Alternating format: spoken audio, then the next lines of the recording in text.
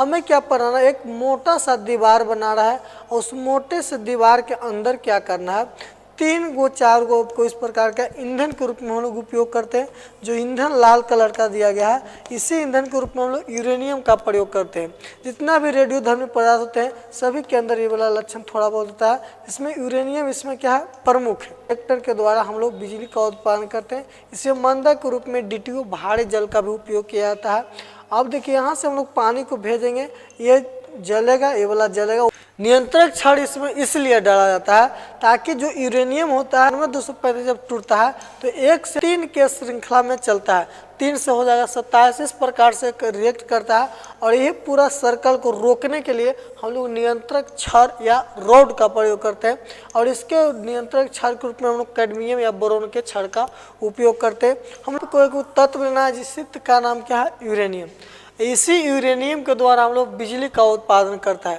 ऐसा नहीं कि जितना भी परमाणु के द्वारा हम लोग, अब जैसे आप परमाणु बम का नाम सुने तो परमाणु बम जिस टाइप से फटता है उसी टाइप के यूरेनियम को हम लोग रिएक्टर में विस्फोट कराते हैं और उसी विस्फोट को हीट उत्पन्न होता है और उसी हीट से हम लोग पानी को गर्म करते हैं, स्टीम बनाते हैं और फिर से हम लोग बिजली की प्राप्ति कर रहे थे। देखिए ये एक आपका जो दिया गया है ये बोर्ड पर, यही आपका एक दीवार है और ये जो दीवार है, दीवार काफ़ी मोटा आता है, लगभग 8 से 10 फीट क्या होता है, मोटा होता है। अब देखिए जो आपको दिया गया है यहाँ पर जो आपको छोटा पतला पतला सा ये वाला दिया गया है, यही आपका क्या है, नियंत्रक छड़ या रॉड।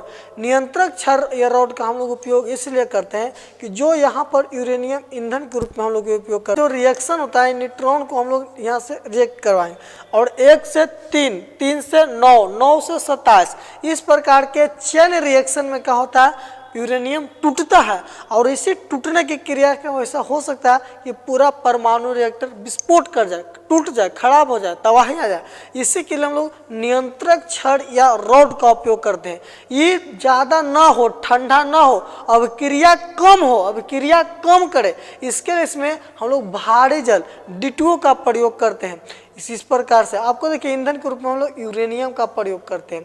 तो ये आपका ग्रेफाइट का भी प्रयोग हम लोग करते हैं और DTO का भी, ताकि ये जो आपका अभिक्रिया चेन रिएक्शन होता है ये कम से कम हो और हमारा जो न्यूक्लियर पावर वाला सिस्टम है ये ठीक ठाक चले और हमें बिजली की प्राप्ति आसानी से हो।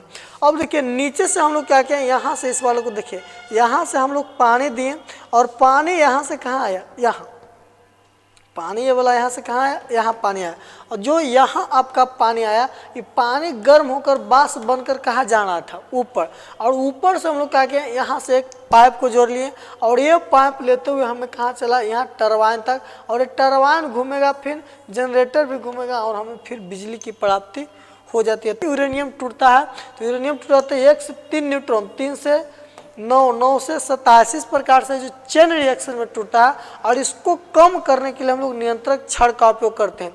जो आपका कैडमियम या बोरोन का छड़ या रॉड बना होता है वो करता क्या है, न्यूट्रॉन को सोखता है। न्यूट्रॉन को क्या करता है, सोखता है। जैसे ही ऊपर से ये वाला नीचे की ओर विस्फोट करेगा यूरेनियम, तो जैसे ही 1 से 3 बनेगा ये नीचे से छड़वा जाएगा और 2 गो न्यूट्रॉन के सोख के फिर वापस चलेगा, फिर मारेगा विस्फोट, फिर 1 से 3 बनेगा, फिर जाएगा, फिर सूखेगा 2 के और फिर बाहर चलेगा। और इसी प्रकार से अप डाउन नियंत्रक छड़ करते रहता है। इसलिए करता है ये न्यूट्रॉन की संख्या को 2 को निकाल लेता है और एगो फिर रिएक्ट करने के लिए छोड़ देता है, फिर एगो से रिएक्ट करा तो फिर 1 से 3, फिर 2 को पकड़ के लेके चल आता है। यूरेनियम, प्लूटोनियम या थोरियम तीनों का उपयोग हम लोग ईंधन के रूप में कर सकते हैं। बोरोन और कैडमियम के छड़ को हम लोग नियंत्रक छड़ या रॉड के उपयोग में करते हैं। और ये वैज्ञानिक खोज करने वाले वैज्ञानिक का नाम क्या है, एनरिको फर्मी। और इस श्रृंखला को समझिए कैसे चेन रिएक्शन में टूटता है। जैसे यहाँ पर से हम लोग दिए यूरेनियम रिएक्ट करवा, तो देखिए 1 से कितना बना, 3, फिर देखिए इस प्रकार से टूटते जाएगा, टूटते जाएगा, टूटते जाएगा। और यदि काफ़ी मात्रा में न्यूट्रॉन टूट जाएगा और यूरेनियम से लगातार रिएक्शन होते रह गया तो वो पूरा भट्टी विस्फोट कर जाएगा। परमाणु जो रिएक्टर है आपका पूरा विस्फोट कर जाएगा, तबाही आ सकता है। इसके लिए विस्फोट ना हो, इसी के लिए हम नियंत्रक छड़ के रूप में किसका प्रयोग करते हैं, बोरॉन या कैडमियम के क्षार का। ये आपका स्टेप अप ट्रांसफार्मर है। जब हमें बिजली की प्राप्ति हो जाएगी पूर्ण रूप से तो स्टेप अप ट्रांसफार्मर लगा के इसको आगे की ओर भेज दीजिए। यहाँ से आपको पूरा कंप्लीट हम समझाने का प्रयास करते हैं। इसका दीवार कंक्रीट का बना रहेगा 8 से 10 फीट मोटा। ईंधन का उपयोग करते हैं और जब वो ईंधन न्यूट्रॉन के साथ रिएक्ट करता है तो जैसे ही उससे अभिक्रिया करता है तो 1 से 3 न्यूट्रॉन तोड़ता है। और यदि वो तीनों न्यूट्रॉन को हम लोग छोड़ देंगे तो जो यहाँ पर हम लोग ईंधन के रूप में यूरेनियम का प्रयोग किए उससे लगातार रिएक्शन होते रहेगा। और इस प्रकार जब होते रहेगा तो पूरा न्यूक्लियर पावर प्लांट पूरा क्या हो जाएगा, नष्ट हो जाएगा, टूट जाएगा। नष्ट न हो, न टूटे, इसके लिए हम लोग क्या कहते हैं, कंट्रोल रड या नियंत्रक छड़ इसको हम लोग कहते हैं। जैसे ही ये रिएक्ट करेगा तो 1 से 3 को बनाएगा, लेकिन 3 को बनाया तो नियंत्रक छड़ फिर नीचे आएगा और नीचे से 2 न्यूट्रॉन को सोख के फिर ऊपर वापस चल जाएगा। फिर 1 से 3 बनेगा तो फिर नीचे आएगा और फिर 2 के सोख के फिर ऊपर चल जाएगा।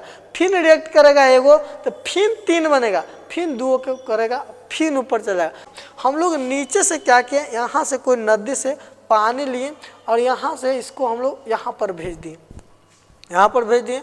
अब देखिए यहाँ पर फिर धीरे धीरे करके हम लोग उधर भेज देंगे। हम लोग बाय द वे यहीं तक रहने देते हैं। अब देखिए जैसे यहाँ पर न्यूट्रॉन टूट रहा था 1 से 3, 3 से 9, 9 से 27, तो देखिए यहाँ पर एक हीट उत्पन्न हुआ और जो हीट उत्पन्न हुआ हम लोग इसको ऐसे ऐसे घुमा के फिर इसको वापस हम लोग कहाँ जोड़ दें। तो ये वाला पाइप जो आपको रेड वाला दिखाई दे रहा है ये हीटिंग पाइप है, खुद गर्म है और यहाँ तक पानी पहुँचा हुआ है। तो पानी गर्म होगा कि नहीं, वास्तविक चीज पानी भी गर्म होगा और पानी जब गर्म हो जाएगा तो ऊपर वाष्प बनकर बाहर निकलना चाहेगा। वाष्प बनकर कहाँ निकलना चाहेगा, बाहर। और बाहर पर हम लोग यहाँ पर क्या किए, रख दिए और यहाँ पर जब हम लोग टरबाइन को रख दिए तो यहाँ पर जनरेटर क्या होने लगेगा, घूमने लगेगा। क्योंकि हम सभी लोग जानते हैं कि वाष्प जनरेटर घूमता है और जब जनरेटर घूमने लगा तो यानी कि हमारे विद्युत की प्राप्ति हो गई। स्टेप अप ट्रांसफार्मर लगाइए, मस्ती में बिजली से आप आनंद लीजिए। हम लोग मिलते हैं नेक्स्ट वीडियो में, तब तक के लिए बहुत बहुत धन्यवाद आप सभी।